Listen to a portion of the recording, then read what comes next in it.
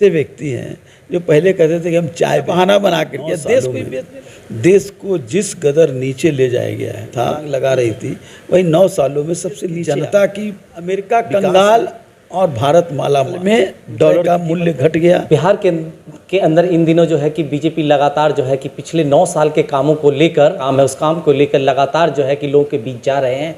और इस बीच जो है कि प्रधानमंत्री ने जो जिस तरह से कार्य किया है, या फिर कहा जाए भारतीय जनता पार्टी ने जिस तरह से कार्य किया है, उनको लेकर लोगों के बीच जा रहे हैं। और इसी बीच जो है कि राजद महागठबंधन के लोग भी लगातार जो है इन दिनों धरना प्रदर्शन पे नजर आ रहे हैं। और इसी बीच जो है कि आज हमारे सामने पूर्व मंत्री जी हैं और राष्ट्रीय जनता दल के महासचिव श्याम रजक जी हैं, और उनसे जानना चाहेंगे सर आज का क्या आप लोगों का कार्यक्रम था समस्तीपुर में और कैसा कार्यक्रम रहा सर, बताइए। देखिए, वैसे तो महागठबंधन ने फैसला लिया कि इस राज्य के 534 प्रखंडों में महागठबंधन की ओर से धरना किया जाएगा।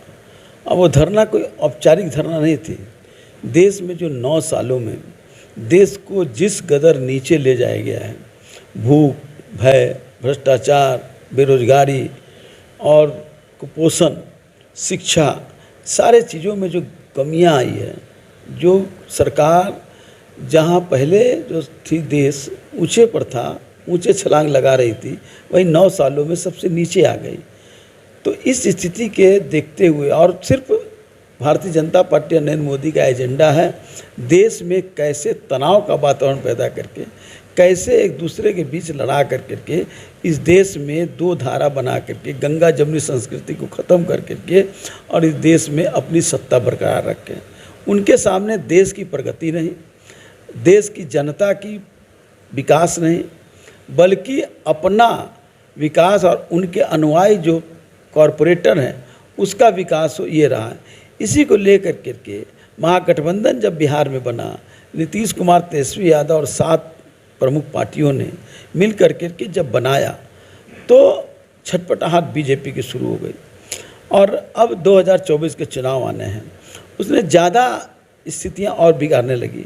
लगातार आप देख रहे होंगे कि भूख का इतना बड़ा स्थिति है कि विश्व का जो इंडेक्स है, हंगर इंडेक्स, उसमें भारत 107वें स्थान पर है।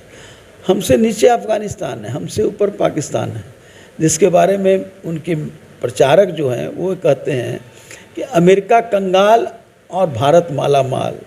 ये नहीं बताते हैं कि रुपए की कीमत क्या हो गई। $1 की कीमत 82 रुपया 86 पैसे हो गए, 40 रुपये थे, 36 रुपये थे, और वो बढ़ करके हो गए। तो ये स्थिति उनको बताना चाहिए कि अमेरिका कंगाल हुआ है कि भारत कंगाल हुआ है। वो तो अपने 9 साल के जो कामकाज को लेकर लगातार आवाज़ें उठा रहे हैं। वही 9 साल में डॉलर की कीमत बढ़ गई, रुपए का मूल्य घट गया, अमूल्यन हो गया। हमारे यहाँ किसान खाद्यान्न पैदा कर रहा है, उसको उचित मिल नहीं मिल रहा है। 9 साल से सरकार कह रही है कि हम किसानों को लाभ का दुगना देंगे, किसान बेचारे को लागत मूल्य भी नहीं मिल रहा है।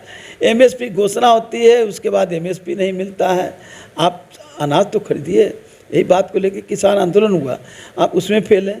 बेरोजगारी का ये आलम है कि अब बेरोजगारी धीरे धीरे बढ़ते जा रही है, और हर वर्ष सरकारी नौकरियों में छटनी हो रही है, और जो सार्वजनिक प्रतिष्ठान रहे उन सार्वजनिक प्रतिष्ठानों को निजी हाथों में बेचने का काम किया जा रहा है, देश को बेचने का काम किया जा रहा है।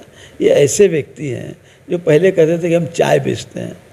गरीबों को लगा कि चाय बेचने वाला मेरी दर्द को समझता होगा, पता नहीं चाय बेचते कि नहीं बेचते, उस पर हम बहस नहीं करना चाहते, लेकिन गरीबों को लगा कि वो हमारे वर्ग का आदमी है। लेकिन ये नहीं जानता था कि ये गोवल्स के लोग हैं, कि चाय का बहाना बना करके देश को ही बेचने लगे, तो देश बिक गया। तो भुखमरी की ये हालत है कि भुखमरी से लोग आत्महत्या कर रहे हैं। आज नौजवान आत्महत्या कर रहा है, आरक्षण को ख़त्म कर दिए, शिक्षा को नई शिक्षा नीति ला करके अब शैक्षणिक संस्थानों को आप निजी हाथों में देने का काम कर रहे हैं।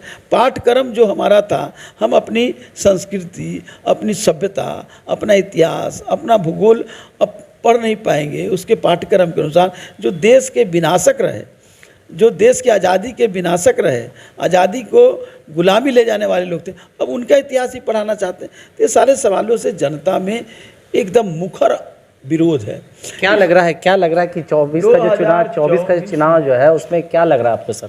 2024 में इनका अब बंद हो गया है। इनका अब दड़ी पेटी अब बांध रहे हैं, 2024 में इनको जनता विदा कर देगी। लग रहा है आपको? लग नहीं रहा है, ये तय कर लिया है देश की जनता ने। देश की जनता जो तय कर लेती है वो तय करके निर्णय सुना देती है। यही तो छटपटाहट है बीजेपी को कि जो गलत ढंग से धर्म का उभार करके लोगों को दिग्भ्रमित करना चाहता है। धर्म गलत चीज़ नहीं है, लेकिन धर्म की गलत व्याख्या करना वो गलत चीज़ है। तो कहीं ना कहीं महागठबंधन से जीतन राम मांझी की पार्टी भी अलग हो गई है। वो लोग का कहना आरोप लगा रहे हैं कि इनको तो पहले यहाँ सुधर नहीं रहा है, अपने में बिखराव हो रहा है। तो एक जो विपक्षी एकता है उसे कैसे एकजुट आप कर मैं पाएंगे? जानना चाहता हूँ, एनडीए पहले कितने पार्टियों का संगठन था, आज कितने पार्टी का, कितने लोग चले गए। इनके उद्धव ठाकरे शिवसेना चले गई, इनके जनता दल यू चले गए, इनके पंजाब में जो थे आप वो चले गए, अकाली दल चले गए, इनके हर एक राज्यों में जो इनके सहयोगी थे वो छोड़ कर चले गए। मुफ्ती का जो था, जो नेशनल कॉन्फ्रेंस, वो चला गया। तो ये अपनी बात नहीं कर रहे हैं, हमारा कहाँ कोई है। हम तो अभी नई गठबंधन बना रहे हैं। हर लोग मोदी सरकार के खिलाफ है। ममता बनर्जी भी आ रही हैं, अरविंद केजरीवाल आ रहे हैं, सारे लोग आ रहे हैं और सब लोग मिल करके रणनीति तय करेंगे और हमारा मिनिमम कॉमन प्रोग्राम बनेगा। पहले हम मिनिमम कॉमन प्रोग्राम बनाएंगे और इस आधार पर हम जनता के बीच जाएंगे। चलिए, बहुत बहुत धन्यवाद सर बात करने के लिए। तो ये थे श्याम रजक जी, जिन्होंने बताया कि किस तरह से आज जो है कि समस्तीपुर के अंदर जो धरना प्रदर्शन कार्यक्रम था और काफ़ी सफल कार्यक्रम रहा। वहीं इन्होंने बीजेपी के ऊपर भी इन्होंने बहुत सारी बातें कही। अब देखने वाली बात है कि 23 तारीख को महागठबंधन का जो एकजुट की जो एक बैठक होगी उसमें क्या कुछ निर्णय लिया जाएगा। इसके लिए समस्तीपुर से कैसर खान।